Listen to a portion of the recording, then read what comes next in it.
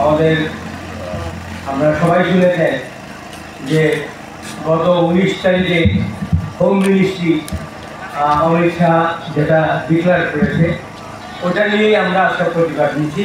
এই মিছিলের প্রত্যেক লিডার এবং যারা আসেন, যেমন এখানে দেখলাম আমি এটাও তেলেঙ্গানা আছে এবং আমাদের হিন্দুস্তানি ভাই বোন আছে এবং জেনারেল লোকা আছে এবং তিনি ত্রিপুরা সভা আছে।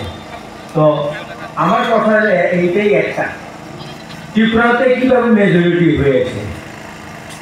1940 সালে আমাদের নোয়াখালী দাঙ্গার সময় আমাদের ত্রিপুরা রাজ্যে একরে নিচে হইলেও কয়েক লাখ লোক আসছে। তখন ইন্ডিয়ান গভর্নমেন্ট বলল তাদেরকে বাঁচান মহারাজ, তারা সবাই মরবে, কেননা বাংলাদেশে তাদেরকে উচ্ছেদ করা হয়েছে।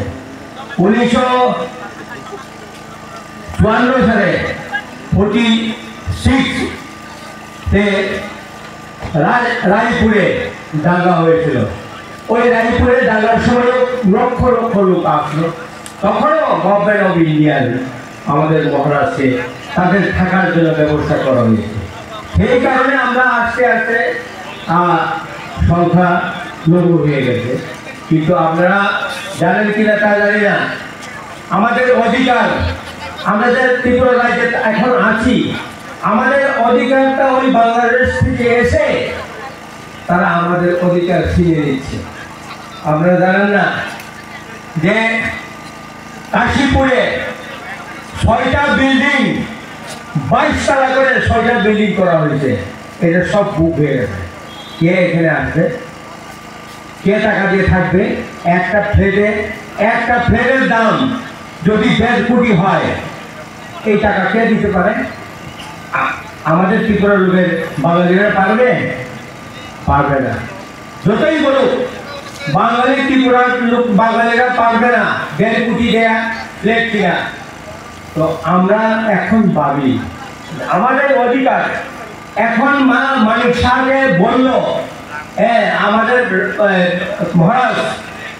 মহারাজ এবং অমিত শাহ এবং তারা 3 জন বসলো। তখন এগ্রিমেন্টের কথা বললো, এগ্রিমেন্ট কথা যখন বললো তখন মানিক শাহ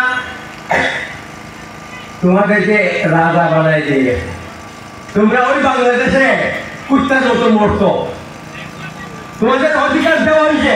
কিন্তু আজকে মহারাজকে এবং মহারাজের অধিকারটা, মহারাজ যেই জমিনের মালিক, মাটির মালিক, অধিকারটা তোমরা দিতে চাই না কেন?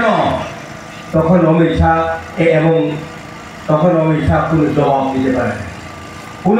দিতে পারে না, আমাদের এইটা মানিক শাহ তার জবাব দিতে পারে না।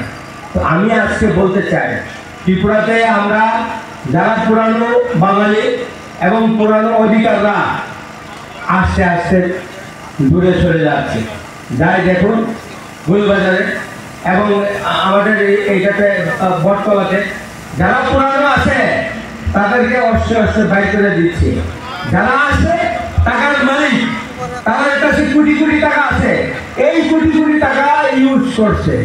আমাদের শ্মশান ঘাট গিয়ে দেখুন, বটতলাতে শ্মশান ঘাটের জায়গা নেই, সব ওই বটতলা মার্কেট যারা সেট করছে তারা সব কেড়ে দিচ্ছে, শ্মশান ঘাটের আর নেই। তো আমার কথা হলো তারা কিন্তু বই করে না, শ্মশানে বই করে না, তো শ্মশানে বাড়ি করে থাকে।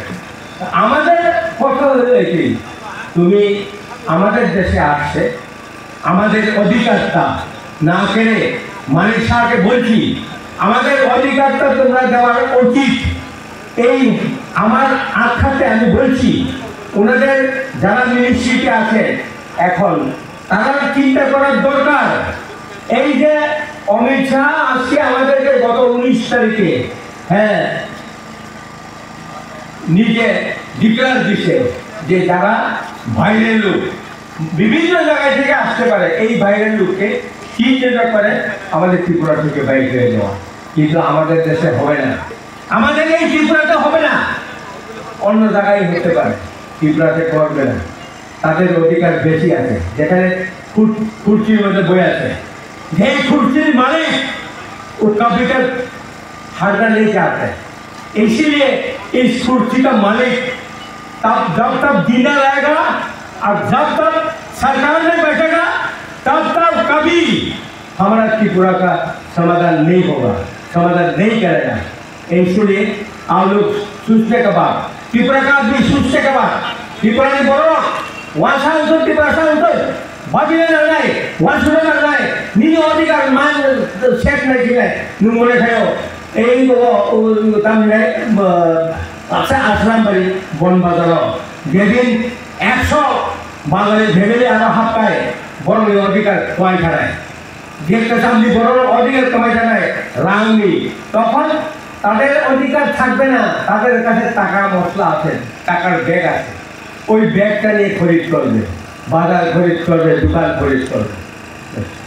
আমরা আমার এই লাস্ট অনুরোধ আপনাদের কাছে, আমরা পরপর এই রাস্তা থেকে বঞ্চিত হওয়ার পর কারণে আমরা চাইব এই আমাদের কি বলে আমাদের চালপহর যখন শেষ হবে তারপর আমাদের ডিসিশন হবে কোথায় হবে না হবে।